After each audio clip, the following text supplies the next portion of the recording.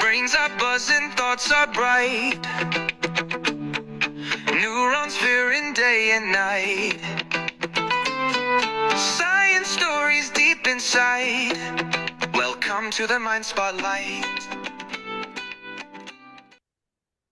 საღამომშვიდობის მცირე პაუზის მერე გიბრუნდებით ძალიან საინტერესო ინტერვიუთი ადამიანთან, რომელსაც ყველა ძალიან კარგად იცნობს, ექიმ-ინფექციონისტ პროფესორ მაია ბუწაშვილთან ერთად. დიდი მადლობა ქალბატონო მაია, რომ დამთავრდით ინტერვიუზე და მოიცალეთ ჩვენთვის. დავიწყებ კითხვით, რამდენად ხშირია ინფექციონისტებთან მიმართვების მატება ზაფხულში მწერების ნაკბენებთან დაკავშირებით? კი, ძალიან ხშირია, ალბათ დღე არ გავა, რომ შეწუხებული ადამიანები არ მოვიდნენ, განსაკუთრებით მშობლები, რომლებსაც ვთქვათ, ბავშვის ტანზე აღმოაჩენენ ან ნაკბენს, ან თვითონ წერს და ძალიან შფოთავენ. ზოგადად ბოლო ხანებში გაიზარდა ინფორმირებულობა ადამიანების, რომ მწერებს და ტკიპებს სხვადასხვა ინფექციები გადააქვთ, ამიტომ შფოთვაც გაიზარდა და უფრო მეტი ადამიანი აკითხავს ექიმს ამ შეკითხვით, რომ არის თუ არა რაიმე პრობლემა ამ კონკრეტულ ნაკბენთან დაკავშირებით, მაგრამ რა თქმა უნდა, გეთანხმებით, რომ სეზონთან დაკავშირებითაც იმატებს ყოველთვის მიმართვიანობა, იმიტომ რომ ბუნებაში გასვლის ალბათობა მეტია ამ პერიოდში, ბალახთან, მცენარეებთან კონტაქტის და შესაბამისად მწერების მიმართ ექსპოზიციაც მატულობს ამ სეზონზე ძალიან. გასაგებია. გადაცემის მომზადებისას თქვენ სხვა ინტერვიუებსაც ვუსმენდი და ამ საკითხზე რამოდენიმეჯერ უკვე გაქვთ ინტერვიუ მიცემული და არ მინდა რომ ძალიან გამეორება გამოგვივიდეს, მაგრამ მაინც მინდა რომ ჩემს მაყურებელსაც უთხრათ, აი რა არის ის მარტივად შესასრულებელი, ვთქვათ, თავდაცვითი მექანიზმები ან საშუალებები, რომლითაც ჯერ მკბენისგან შეგვიძლია დავიცვათ ბავშვები თუ ჩვენი თავი. ხო, ეს ძალიან მნიშვნელოვანია, რა თქმა უნდა, პრევენცია, პროფილაქტიკა უფრო მნიშვნელოვანია ყოველთვის. ყველაზე მარტივი ღონისძიება ის არის, რომ თუ ბუნებაში ვართ, ცხელად და რთულია, მაგრამ მაინც ვეცადოთ, რომ დახურული გქონდეს კანი, ანუ გრძელმკლავებიანი ტანსაცმელი და შარვალი გრძელი და წინდები ფეხზე, ანუ ალბათობა შევამციროთ კანის ღია ნაწილების შეხებისა ბალახთან მარტივად და შესაბამისად ტკიპის მიერ კბენის ალბათობაც ამით მცირდება. ასევე არსებობს უამრავი რეპელენტები სამედიცინო ენაზე და რომ გადმოვთარგმნოთ მწერების საწინააღმდეგო ხსნარები, შესასხურებელი ან წასასმელი, არსებობს ბავშვების სპეციალურად, ცალკე ჩვილი ბავშვების და მათი ხმარება ბუნებაში გასვლის წინ, ესეც ერთ-ერთი დაცვის მექანიზმია, რითაც შევამცირებთ რისკებს. და თუ აფთიაქში ვიყიდით, სავარაუდოდ მოხმარებაც უსაფრთხოა ბავშვისთვის დრასტულის კანისთვის. კი, ბავშვისთვის განკუთვნილი უნდა ვიყიდოთ, იმიტომ რომ ეგ დოზირება სხვა არის კონცენტრაცია. რა არის ეს გავრცელებული მითები? მე მაგალითად ძალიან ხშირად ვკითხულობ, როდესაც ნაკბენის შემდეგ პირდაპირ დექსამეთაზონს სვავენ, ან იკეთებენ პირდაპირ ყოველგვარი დაცდის გარეშე. აი რა არის ხოლმე ის, რაც ხშირად გვხვდება პრაქტიკაში, შეცდომები და აი სინამდვილეში როგორ უნდა მოვუაროთ უბრალოდ ნაკბენს, რომელსაც ვთქვათ, მშობელი ნახავს ბავშვზე. პირველ რიგში ისევ ტკიპებზე რომ ვილაპარაკოთ, ძალიან ბევრი უცნაურობაა დამკვიდრებული, როგორ იღებენ ტკიპებს. მაგალითად, ზოგი ისმევს ზეთს, ზოგი ფრჩხილის ლაქს ისმევ, მგონიათ რომ ეს ტკიპი შიგნით მოკვდება უხაერობით. ბევრი სხვადასხვა ვერსია არსებობს, ეს ყველაფერი რა თქმა უნდა ზედმეტია. თუ ტკიპზე ვლაპარაკობთ, ერთადერთი საშუალება არის, რომ პინცეტით კარგად მოვჭიდოთ კანთან ახლოს და ვეცადოთ ესე ნელ-ნელა მოძრაობით ამოვიღოთ. ამოღების შემდეგ სპირტი ან რომელიმე ანტისეპტიკი ან უბრალოდ საბუნით და წყლით ჩამოვიბანოთ, სულ ეს არის.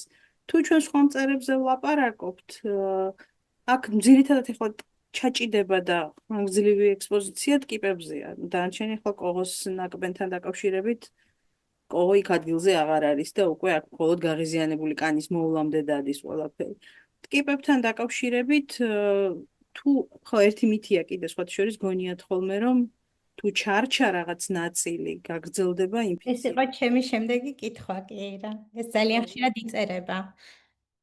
თუ ჩარჩა ნაწილი, რა თქმა უნდა, ის უცხო ელემენტია ორგანიზმისთვის და შეიძლება კანი გაღიზიანდეს, მაგრამ ჩვენ რომელ დაავადებაზეც დღეს ვლაპარაკობთ ბორელიოზზე, მისი გადაცემის რისკები მერე უკვე აღარ გრძელდება, იმიტომ რომ მთლიანი ცოცხალი ორგანიზმი უნდა იყოს კანში, რომ გრძელდებოდეს გადაცემა. ბარემ აქვე ვიტყვი, რომ რაც უფრო ხანგრძლივად არის ტკიპა ჩაჭიდული კანში, მით უფრო მეტია ალბათობა, რომ ბორელიოზით დაინფიცირდეს ადამიანი. ანუ დრო ჭირდება ტკიპას, რომ ინფექცია შევიდეს მისგან ადამიანის ორგანიზმში და განსაკუთრებით საშიშია 24 საათზე მეტი და 36 საათზე მეტი ხანი თუ არის ტკიპა ჩაჭედილი ორგანიზმში. ამიტომ სხვათა შორის კიდევ ერთი მითია, მითებზე თუ ვილაპარაკებთ, ზოგს პირიქით გონია ხოლმე, რომ ხელი არ უნდა ახლო და თვითონ მოძვრება. თვითონ მოძრება, კი, ესეც წავიკითხე.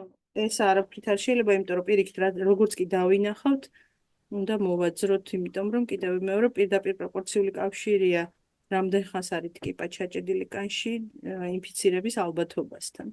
ანუ იმ მეთოდებთან ერთად, რაც თქვენ უკვე გვასწავლეთ, რომ ჯერ პრევენცია მოვახდინოთ, რომ არ მოხდეს დაყრენა, ასევე როდესაც მოვალთ, თქვათ, იგივე იმ სასეირნოდ გასვლის შემდეგ სახლში, დავათვალიეროთ ბავშვები საკუთარი თავით და თუ სადმე ტკიპა ამოვიღოთ, ვეცადოთ მთლიანად ამოვიღოთ, თუ არა და ესეც არ არის დიდი ტრაგედია და მერე დავიმუშაოთ ანტისეპტიკური ხსნარით, ან საპნით და წყლით. დიახ, ზუსტად ასე. შემდეგი კითხვა, რომელიც ძალიან მაინტერესებს და მაწუხებს, იმიტომ რომ მე მეგონა ეს მხოლოდ საქართველოში ხდებოდა და 1-2 კვირის წინ მეგობარმა, რომელსაც აქ მორიგეობა ჰქონდა, იგივე მითხრა, რომ მშობელმა მოუყვანა ბავშვი ტკიპის ნაკბენით და უთხრა, რომ ტკიპას რომ ამოიღებ, გამატანე, ანალიზზე უნდა გავგზავნო. აი, ამაზე რომ მოგვიყვეთ, თუ შეგიძლიათ, ეს რა არის, რატომ ხდება, საჭიროა თუ არა, თუ საერთოდ რასთან გვაქვს საქმე. ძალიან ხშირად ამბობენ ამას მშობლები განსაკუთრებით. ზოგადად შფოთვების ყველაზე დიდი წილი ცხადია მოდის თუ პაციენტი ბავშვია და მშობელი შფოთავს. ტკიპის გამოკვლევა სხვათა შორის არსებობს, მაგრამ ამას აქვს მხოლოდ ეპიდემიოლოგიური და ენტომოლოგიური კვლევების მიმართულებით ღირებულება. თუ უბრალოდ ტარდება კვლევა, შეიძლება ჩართონ ადამიანები და თხოვონ, რომ თქვათ, თუ ტკიპა შეამჩნიონ, ამოღებული ტკიპა მოიტანონ, რომ უბრალოდ კვლევარები იკვლევენ იმ არეალში ტკიპების გავრცელების ალბათობას და სახეობებს, მაგრამ ის, რომ კონკრეტულად კლინიკური ღირებულება ქონდეს კონკრეტული ინდივიდისთვის, ასე არ არის. პირველ რიგში, იმიტომ რომ თუ ჩვენ კლინიკურ მართვას ავაწყობთ ტკიპის ანალიზზე, ძალიან დიდ დროს ვკარგავთ იმის ანალიზს, უნდა ველოდოთ პასუხს. მეორე, ტკიპის დადებითი პასუხი ბორელიოზზე ავტომატურად არ ნიშნავს, რომ ადამიანი ინფიცირდა და არც უარყოფითი პასუხი ნიშნავს, რომ ბოლომდე გამოირიცხება, რომ ტკიპა იყო ბორელიოზის გადამტანი. შესაბამისად, კიდევ ერთხელ ვიმეორებ, ტკიპის გამოკვლევა კლინიკურ ღირებულებას არ ატარებს და ამიტომ თუ ადამიანი არ მონაწილეობს რაიმე კვლევაში, ეპიდემიოლოგების მიერ არ არის წინასწარ შერჩეული და არ თხოვეს, რომ თუ ტკიპა გიკბენთ ამ არეალში მოგვიტანეთ, სხვა ღირებულება ამას იმ კონკრეტული პაციენტის მართვისთვის და მკურნალობისთვის არ აქვს. არ აქვს. ზოგადად ყველა ტკიპა საშიშია? ყველა ტკიპას გადააქვს რაღაც დაავადება, თუ მხოლოდ ენდემურად არის გავრცელებული და თუ ასეა საქართველოში ყველაზე სახიფათო ზონები რომლებია? კარგი კითხვა, იმიტომ რომ მაგალითად ყველაზე მეტად ეშინიათ ხოლმე ძაღლის ტკიპის, რომელიც არის ძალიან დიდი, მსხვილი და ყველაზე მეტად ჩანს. და ამ დროს ეს ტკიპები, როგორც წესი, ადამიანისთვის საშიში არ არის. აი, ცხოველებს რა ტკიპებიც აქვს, ძაღლებს განსაკუთრებით. რა თქმა უნდა, ძაღლების ტკიპებს უნდა ვებრძოლოთ და ისინი ცალკე პრობლემაა თუნდაც თვითონ ძაღლის ჯანმრთელობისთვის, მაგრამ აი ბორელიაზე თუ ვლაპარაკობთ, ის სულ სხვა ტკიპაა და ძაღლებს საერთოდ არ აქვთ ეს ტკიპა, ეს არის ბუნებაში, თავისუფალი სახი, ძალიან პატარაა, 3 მმ-მდე, 2-3 მმ, ანუ ნემსის წვერივით არის. ზოგჯერ აი შეუმჩნეველიც რჩება ხოლმე ამიტომ კანში. განსაკუთრებით თუ თმიან ნაწილში მამაკაცებს ხოლმე აქვთ ტკიპა, უმრავლეს შემთხვევაში ვერ ამჩნევენ. იმდენად პატარაა. რაღაც სქელი ის აქვს, გარსი, მოყავისფრო, მოშაო და კიდევ მეორე ის ცხოველებს არ უკავშირდება სახლშიც ძირითადად არ გვხვდება, ის ძირითადად არის ბალახებში, ბუნებაში. ნუ იქსოდის ჯიშის არის, მაგრამ ამას ახლა ჩვენი მაყურებლისთვის მნიშვნელობა არ აქვს. ბორელიაზე თუ ვლაპარაკობ, ძირითადად საშიშრობას წარმოადგენს ეს ტკიპები და გავრცელება მით უფრო მეტია, რაც უფრო მეტია სცენარეული საფარი. თბილისში არის საკმაოდ გავრცელებული რეალურად ძალიან ცივი რუკა არ გვაქვს საქართველოში რეგიონული ზუსტად, მაგრამ და შემთხვევები ყველგან გვხვდება, მაგრამ თბილისში განსაკუთრებით ბევრია და თბილისში შემოგარენში, აი სადაც ტყიანი დასასვენებელი ადგილები, აგარაკები. გასაგებია. ზოგადად უკვე ნაკბენს თუ ვნახავთ, ამით ის შესაძლებელია, რამე იოლი გზები არსებობს, რომ გავარკვიოთ რისი ნაკბენია? თუ საერთოდ აღარ აქვს ამას მნიშვნელობა, უბრალოდ ის უნდა დავამუშაოთ, როგორც ყველა ნაკბენი, როგორც თქვენ თქვით, გაღიზიანებულ კანს მოვუაროთ, თუ მაინც ჯობს, რომ თქვათ, გადავამოწმოთ, ან თქვათ, ვკითხოთ ექიმს რისი ნაკბენი შეიძლება იყოს ეს? ამას მნიშვნელობა აქვს იმ ადამიანებისთვის, რომლებმაც იციან, რომ რომელიმე კონკრეტულ მწერის ნაკბენზე აქვთ ალერგია. იმიტომ რომ ზოგიერთ ნაკბენზე ძალიან ძიმე სპეციფიური ალერგიული რეაქცია აქვს ზოგიერთ ადამიანს. მაგალითად, ყველაზე კლასიკური რაც ყველა მიცის არის ფუტკარი და კრაზანი, ხო? მაგრამ არსებობს ალერგია ობობას ნაკბენზე, ბაღლიჯოს ნაკბენზე და ასე შემდეგ. ამიტომ, შეიძლება მწერზე ნაკბენის გამოცდილებაც არ ქონდეს ადამიანს, მაგრამ ალერგიულ ადამიანებში ნაკბენი ცოტა უფრო მეტი პრობლემა ხდება ხოლმე და ცუდი არ იქნება, რომ ყოველ შემთხვევაში რაღაც კონსულტაცია მივიღოთ ექიმისგან, განსაკუთრებით თუ უკვე ხედავთ, რომ იწყება გარშემო შეშუპება, სიწითლე და ასე შემდეგ. თუ ეხლა დადასტურებული ალერგია ვიცით ფუტკარზე, კრაზანას და ადამიანი იწყებს შეშუპებას, იქ ყველა წამი მნიშვნელოვანია და სასწრაფო უნდა გამოვიდა. კი და სახლშიც ასეთი ადამიანები მზად უნდა იყვნენ და უნდა ქონდეთ პირველადი დახმარების საშუალებები. მაგრამ დანარჩენ მწერებს რაც შეეხება, უფრო იშვიათია ალერგიული რეაქცია, მაგრამ ამას თვალითაც ვნახავთ, როცა იწყება შეშუპება. და პირველი დახმარება, თუ უბრალოდ გარშემო გაღიზიანებულია, შეშუპებულია და განსაკუთრებულად არ მოველით, რომ შეიძლება ესეთი გენერალური ალერგიული რეაქცია იყოს, სხვადასხვა ანტიჰისტამინური მალამოები შეიძლება გამოვიყენოთ, ბენადრილის მალამო ან ასე შემდეგ ნებისმიერი და ის ნელ-ნელა ჩაცხრება. ყველაზე კლასიკური ეს არის კოღოს ნაკბენზე. ჩვენ ყველა ხედავთ, როგორ ამოიბურცება, შეშუპდება. ეს არის მცირე რეაქცია და სხვა შორის ისიც გვინახავს, რომ სხვადასხვა ადამიანებს კოღოზე ზოგს ძალიან უღიზიანდება და ზოგს თითქმის არა. ესეც არის ადგილობრივი რეაქციის ტიპები. ისევ რომ დაუბრუნდეთ ბორელიას გადამტანი ტკიპის ნაკბენის შემდეგ ყველაზე სპეციფიური გამოვლინება კანის არის ეგრეთ წოდებული მიგრირებადი ერითემა ქვია, რომელიც უცნაური ის არის, რომ არა მხოლოდ ნაკბენის ადგილზე შეიძლება გაჩნდეს, ორგანიზმის ნებისმიერ ადგილზე შეიძლება გაჩნდეს და თანაც შეიძლება შეიცვალოს მდებარეობა. ძალიან სპეციფიური, მე Google-ში ვაჩვენებ ხოლმე პაციენტებს, რომ შეხედონ და დააკვირდნენ მე სხეულის სხვადასხვა ნაწილში ხომ არ გაუჩნდებათ კბენიდან 1 თვის განმავლობაშია დაკვირვების პერიოდი, იმიტომ რომ დაგვიანებითაც არსებობს.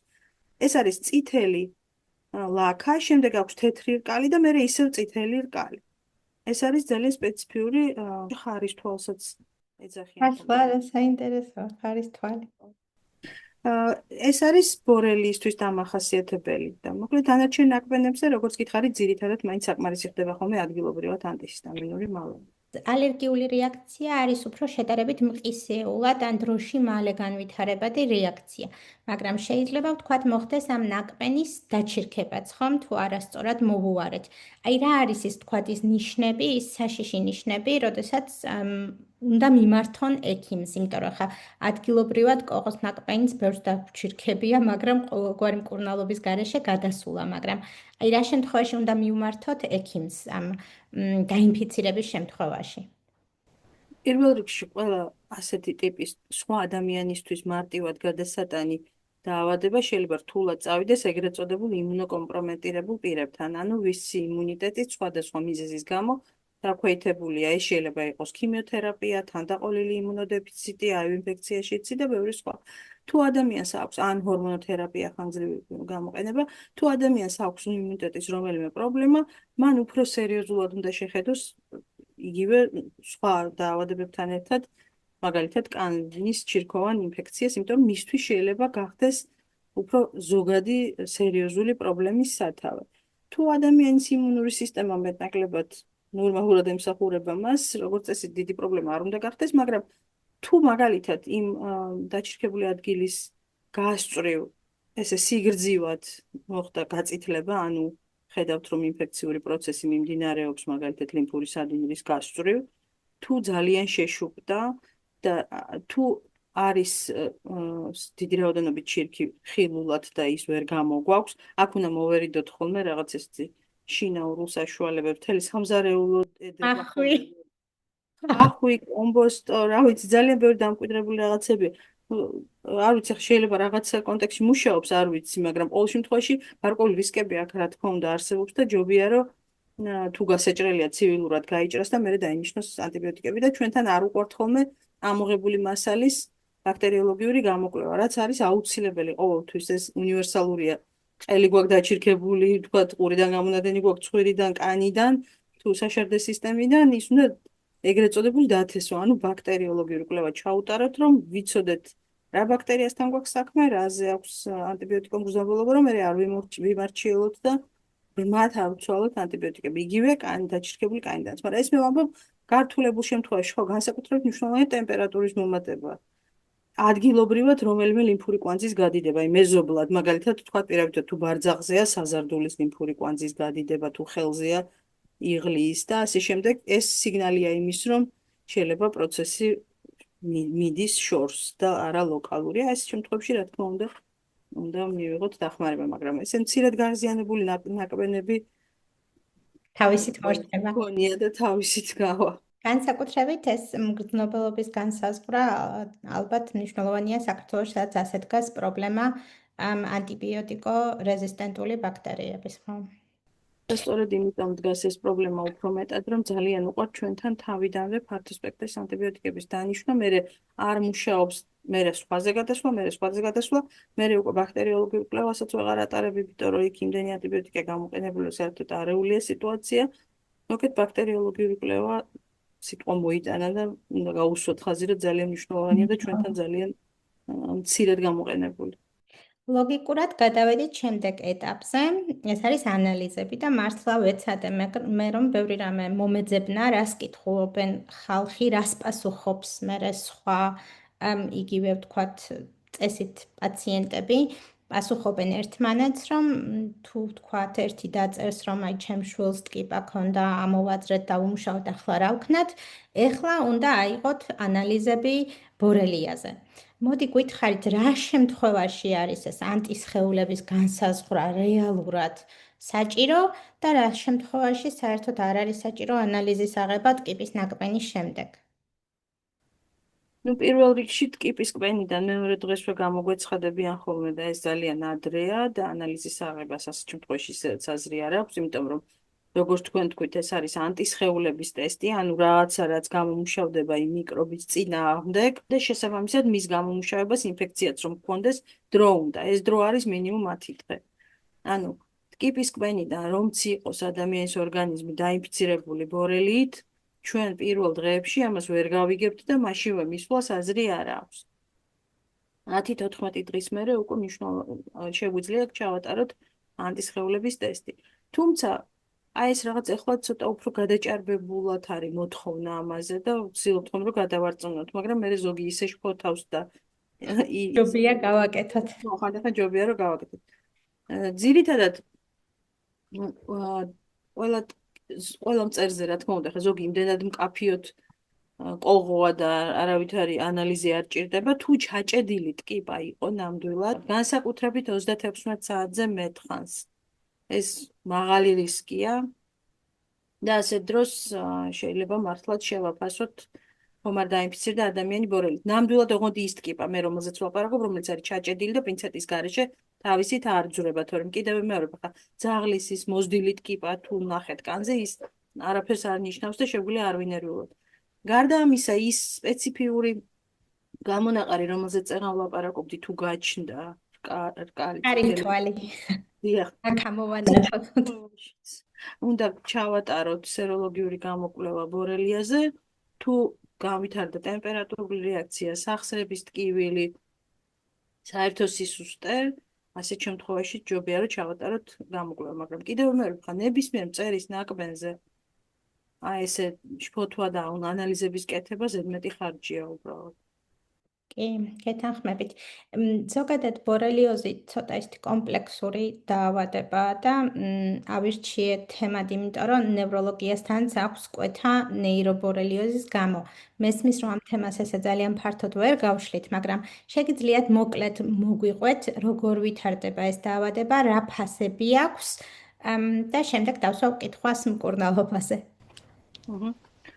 ნეირობორელიოზი ერთ-ერთი სერიოზული გართულება, ანუ სერიოზული გართულებებია კარდიოლოგიური და ნევროლოგიური ბორელიოზის, ანუ მისი შორსასრული ფორმა, რომელიც შეიძლება თვეების შემდეგაც კი გამოვლინდეს და შეუძლია ბორელიას დააზიანოს სახის ნერვი, მაგალითად, და გამოიწვიოს სახის ნერვის დამბლა, ზურგის ტვინი, თავის ტვინი, გამოიწვიოს მენინგიტიც კი. აქ ცოტა რთულია ხოლმე დიაგნოსტიკა. განსაკუთრებით თუ ადამიანი ვერ აფიქსირებს წინა თვეებში ტკიპის ნაკლებს და ეს შემთხვევებიც არის. და ასეთ შემთხვევაში უკვე ჩვეულებრივ რუტინულად კვლევებში ბორელიოზი შედის, სხვა შორის დაუდგენელი ნევროლოგიური გამოხატულება, ერთ-ერთი ის ინფექცია, რომელზეც გამოკვლევას ვატარებ და აღმოჩნდება ხოლმე, რომ ადამიანს აქვს ანტისხეულები და უკვე ეჭვი გვაქვს ბორელიოზე, მაგრამ დადასტურება უკვე ხდება თავზურყნის სითხეში ანტისხეულების გამოკვლევით. და იქ რაღაც შეფარდებაა თავზურყნის სითხეში ანტისხეულების სისხლში და ასე უკვე ფაქტურად ალბათ საბოლოო დადასტურება ცოტა ძნელია ილაპარაკო, მაგრამ მაღალი ეჭვი ბორელიოზზე. აი მაგალითად ზოგი ამბობს ხოლმე რომ PCR კვლევა თავზურყნის სითხეში მაგალითად PCR კვლევაც დაბალი სპეციფიურობით ხასიათდება და არ არის საუკეთესო. ჩვენ არ ვაკეთებთ, კი.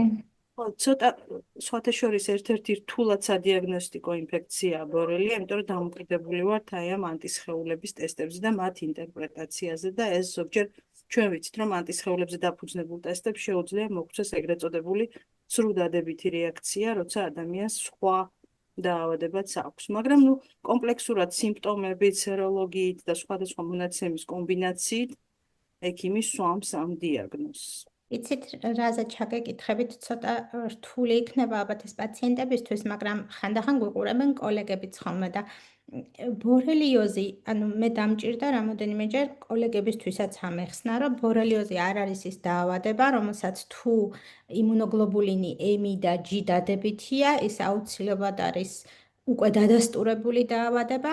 და აი აქ შეგიძლიათ ცოტა უკვე კოლეგებისთვის აგვიხსნათ, როგორ ხდება, ვთქვათ, რატომ არის რომ პირდაპირ როგორც სხვა ინფექციებში გვხდება, მაგალითად, არ ვიცი, წითელაში, რომ იმუნოგლობულინი M თუ დადებითია უკვე მწვავეა და ბორელიოზში ეს არ გვაქვს და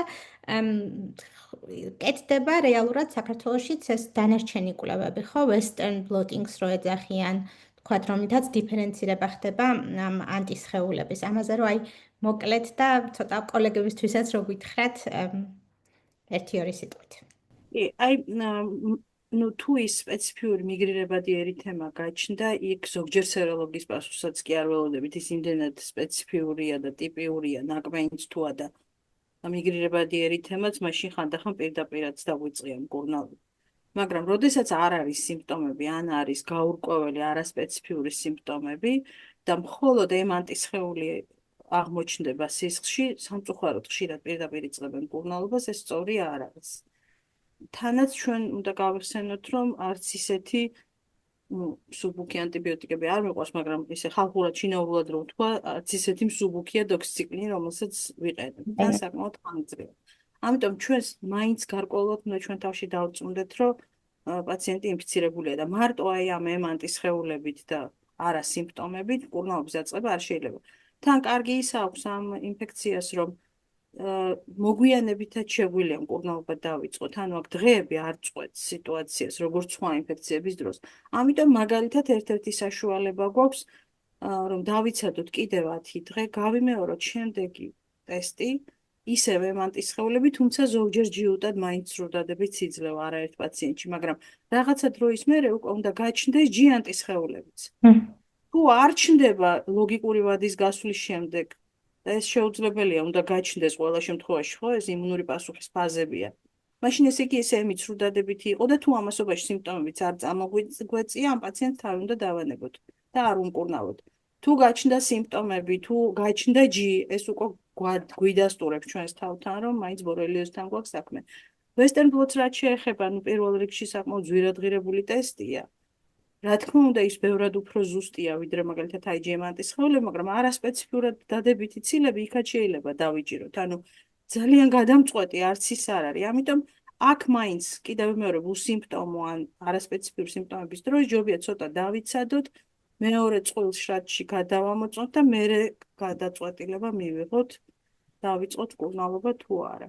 ანუ კლინიკაა წამყვანი, როგორც ბევრგან და ვკურნალობთ კლინიკას და არა ლაბორატორიულ მონაცემებს. ზუსტად.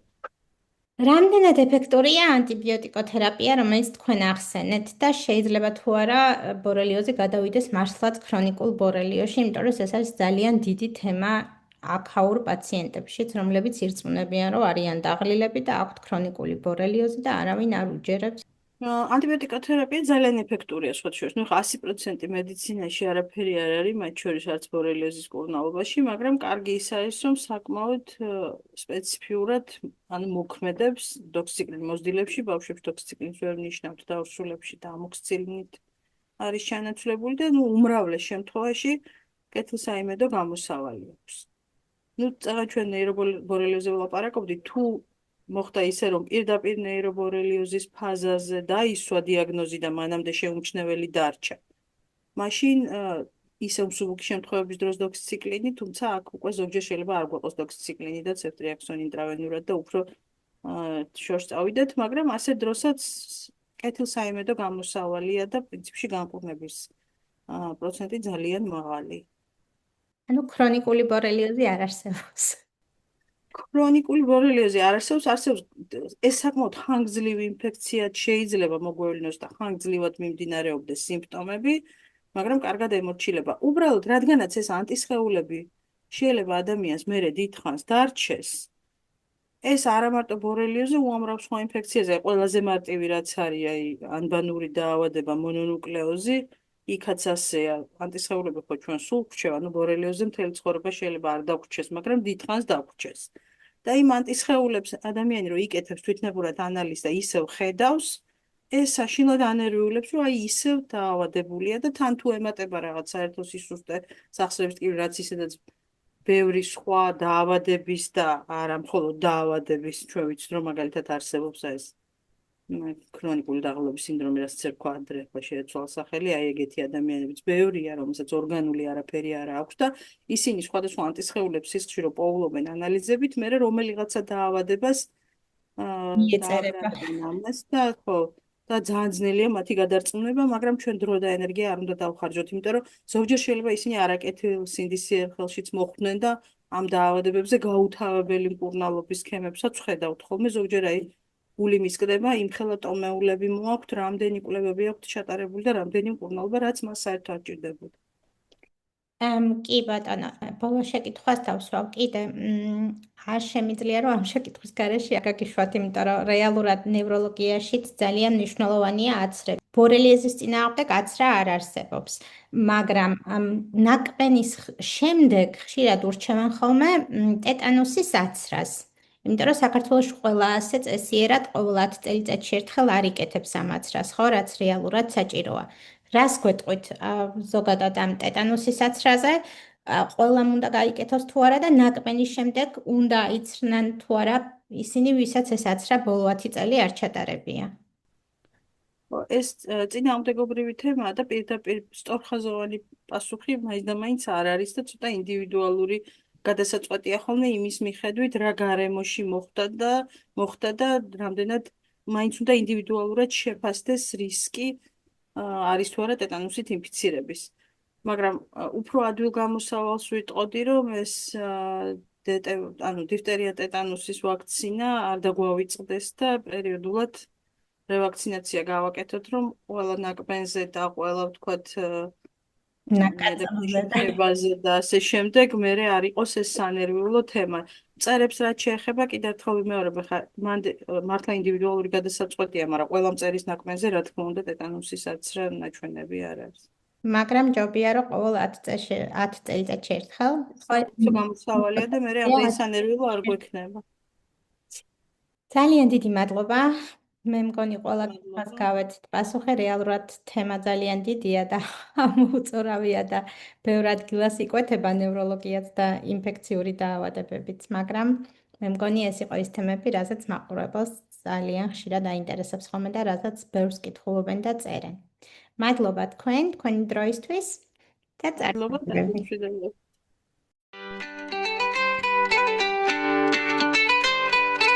Brains are buzzing, thoughts are bright. Neurons fearing day and night. Science stories deep inside. Welcome to the Mind Spotlight.